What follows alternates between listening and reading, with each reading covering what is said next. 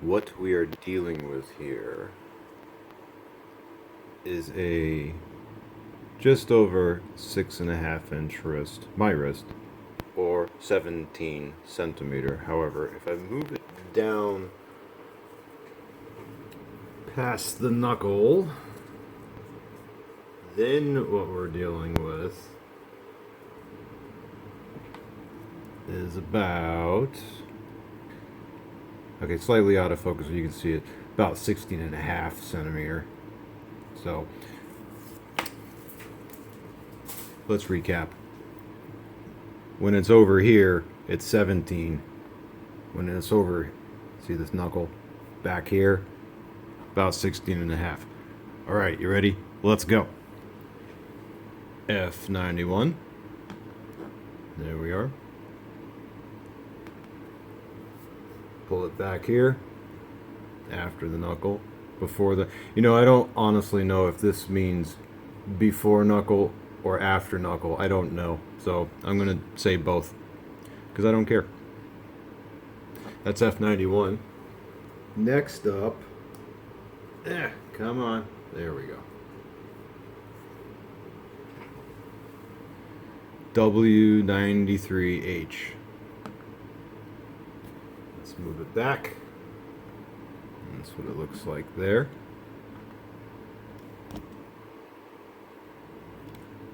Okay.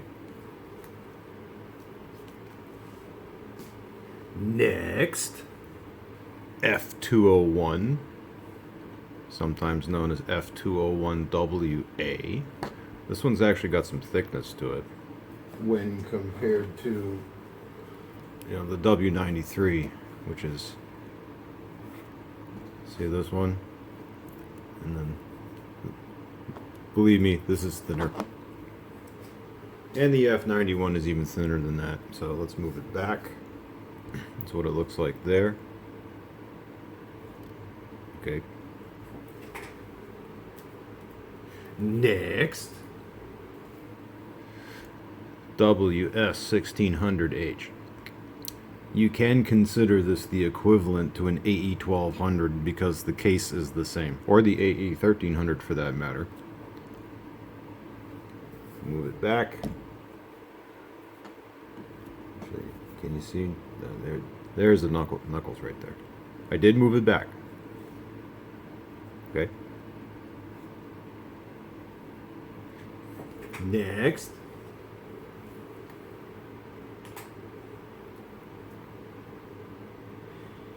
This next one, if you are unsure of which Casio would suit you best, especially if you have a small wrist, W218, you cannot go wrong with this thing. Not only does the buckle center correctly, whether here or here, actually it doesn't really show up, but believe me, that is centered. I can't turn it around that much.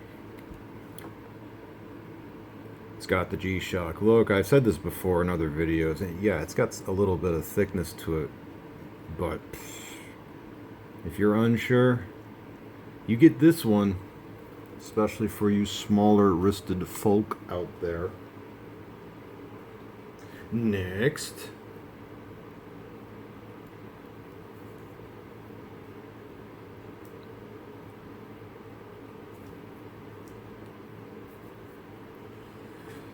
AE1000. Still works. Still does work. Let's move it back. Okay. Strap on this one is good. It's got the wider strap.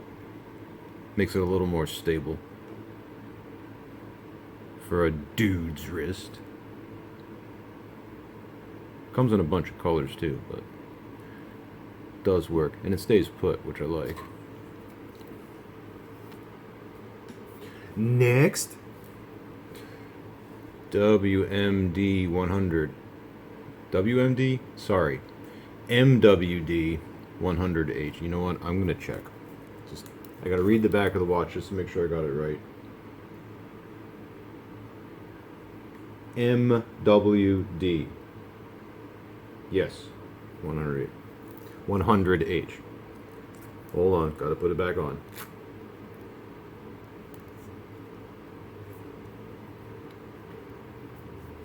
Okay. So I did the forward, and now we move it back. This is where you can start to see some size, and yeah, this, it's a great looker though. You gotta love the steel on top. Not as thick as you think.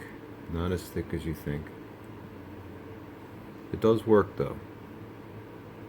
So yeah, it barely works because you could just see, oh, it's right on the edge of looking too big. To be honest, it is slightly too large. Slightly. Great strap though. Oh, and another great thing about this particular one, the strap has none of those ridges on it. You know, some people hate those ridges. Like, let me leave this here and bring back the AE 1000. See those ridge things? That's what I'm talking about. No ridges. This one has ridges. Sometimes ridges are not good. Are we done? No, we got one more to go. Next and last.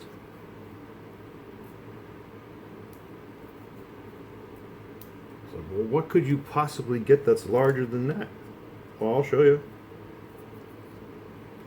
Boom! AE 1500.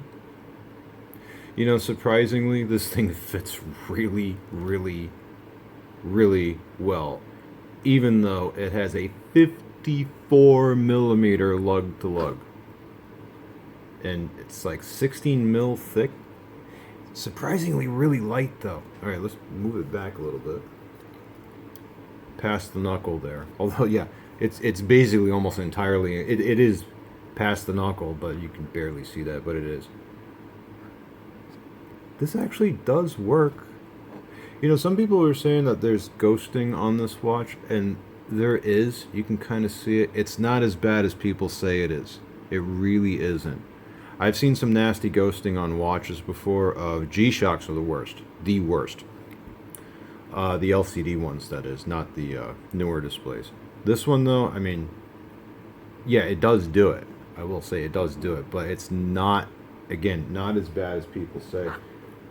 Because, like, on this one, I can go back a little bit more, but see, there's still ghost even on this one. And this one's really good, by the way. This one's really good. It's because of all that liquid crystal going on. That's why. Not a deal breaker, though. Not for this one. No. But even for this huge... This is a big watch. This is a big watch. And again, I'm on the 16.5 centimeter part of my wrist right here. It still works. And not much tail. It is a little bit. Let me see if I can hide it anymore. No, that's as good as it gets. But, okay, just speaking of the tail, because that's the part everyone's worried about, it totally does not go over the watch. No, not at all. Not even close. Let's see if I can get it from this angle. Oh, there we go. Yeah, you can see that. No, it doesn't look bad. Let me see. Can I focus that? There we go. No. So, if you were on the fence of whether to go get a 1500 or not, sure, do it. It's cheap. Totally works. Totally legible. Totally readable. Great nightlight. Look at that. Thing's great. Big buttons. Will I do a full review of this? Maybe.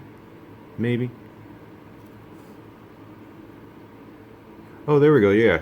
There's some ghosting right there, but look how far back I gotta do just to make a ghost. Again, not as bad as people say. Not as bad as people say. So there you go. You saw the little guy all the way up to the big dude. But this big dude, it does fit.